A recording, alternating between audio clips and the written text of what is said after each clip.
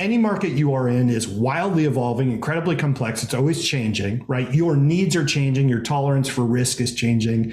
And ultimately, the strategy that works for you is going to be one that meets you where you're at, not necessarily where you hope to someday be. You're listening to Kerry Lutz's Financial Survival Network, where you get valuable information you just can't find anywhere else. To thrive in today's trying times, you need the Financial Survival Network, now more than ever. Go to financialsurvivalnetwork.com and get your free newsletter and gift. Financial Survival Network, now more than ever. And welcome. You are listening to watching the Financial Survival Network. Hey, will this interview, if you're looking to buy real estate, especially investment real estate, I think you're going to find it incredibly helpful. We're always looking for people looking to sell their homes to investors, especially in today's market with short inventory, inventory shortages in most markets. You got to look and you got to find another way to get these buyers. And hey, we're really fortunate to have Dan Barrett with us, adwordsnerds.com. And Dan, you specialize in helping people find buyers. I should say you help investors find sellers so that they can purchase properties and hopefully turn a profit. How did you get into this?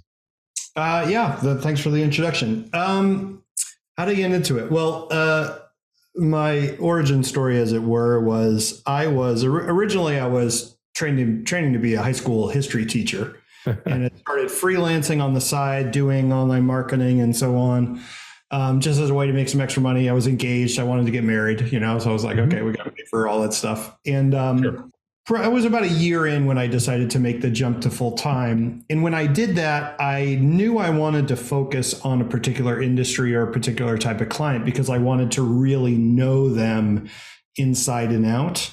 And I didn't really have a sense of who I wanted to work with at all.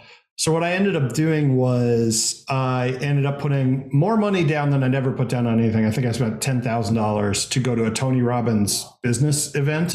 And I was like, this is my forcing function. I'm very big on forcing functions. So I was like, I put this on a credit card. I think that was the thing. I was like, it's on a credit card. It's like a hammer of doom. That's like just, sort of Damocles hovering over my head. I have to pick a target market at this event. That was like my thing. So flew down to Florida, did this event. I sat all the way in the back because the only thing I knew about Tony Robbins at the time was that he made people dance, and I was like, I don't dance, so I'm not dancing. I'm not going to dance. Like, I'm going to sit all the way walking. No, it wasn't. Yeah, so it wasn't that. But I was like, I knew that, like, they're going to shoot lasers and people, whatever.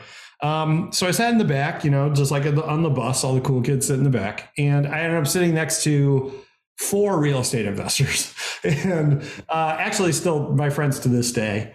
And had this whole conversation with them, what do you do? What brings you here? And I was like, I'm trying to pick a target market. I want to know someone inside and out.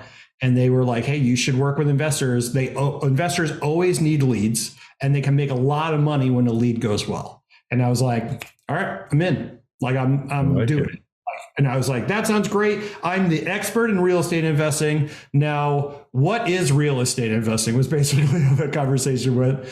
And basically, it's been over a decade now of just doing that. We were lucky enough that when I got into that market, there weren't really any agencies working with investors. Now there are several, but at the time we were the only ones. And so we really got to do the original research. We got to build out the strategies that ended up being like the predominant strategies in that market even today.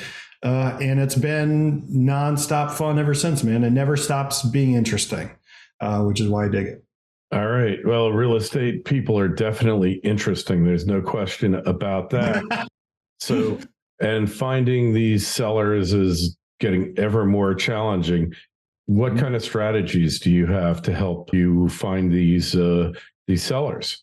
Yeah, I mean, I think so. Our agency focuses online, right? So we're doing, Google ads, Facebook ads, Microsoft ads, YouTube ads. We're doing search engine optimization for many, many years. It just stopped recently for a variety of reasons, which we can talk about if you want. But but across all of those channels, and I would say across any online marketing you are ever going to do, it doesn't matter what the industry is, there's really only two strategies. There is what we call sniper approach and the shotgun approach, right? Shotgun approach is get in front of the biggest possible audience for as cheap as possible. And out of that, you might convert 1% of that audience to paying customers or something. But if that's a really big audience, 1% is a lot of people. All right.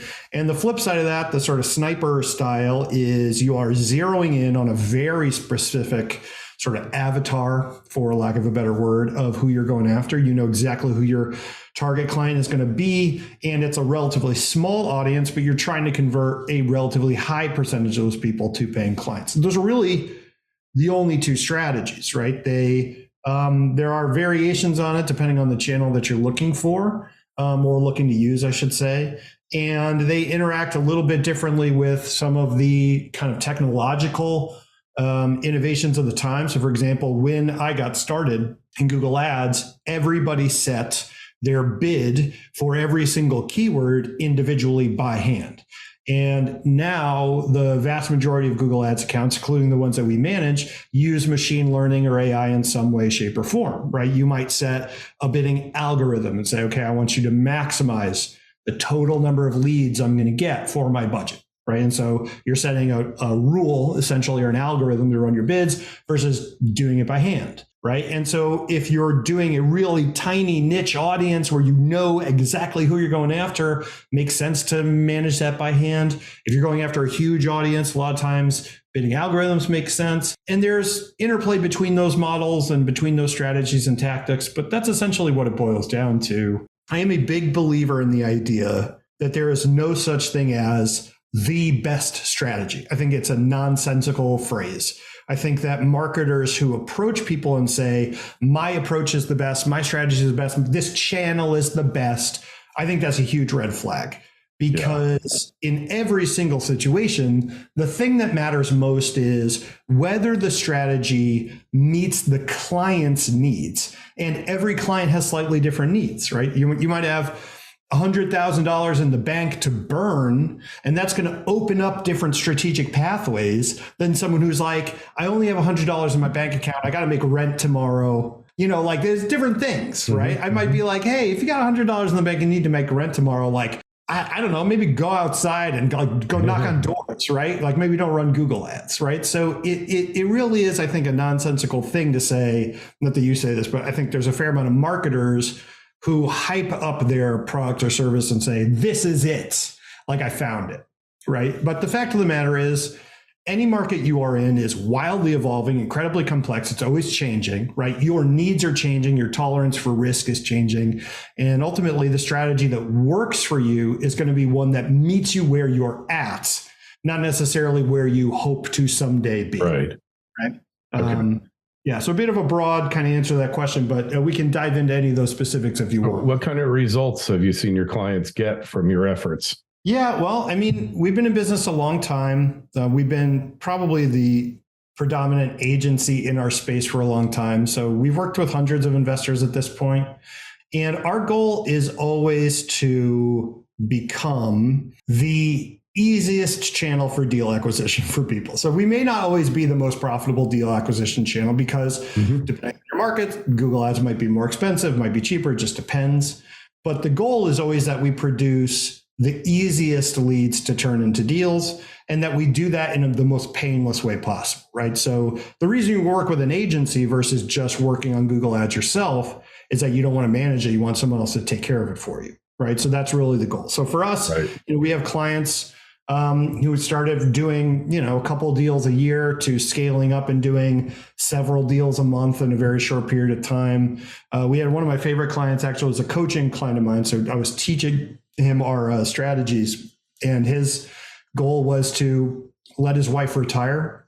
And they did a single deal that was worth $100,000 and retired his wife, right? So things like that happen all the time. We're not a huge agency by design. We are really set up to work long-term with clients. Like we don't want a lot of turnover. We want a small group of really excellent clients to stay for the long haul. And to do that, you've got to just consistently make 2 or 3 times what you're putting in.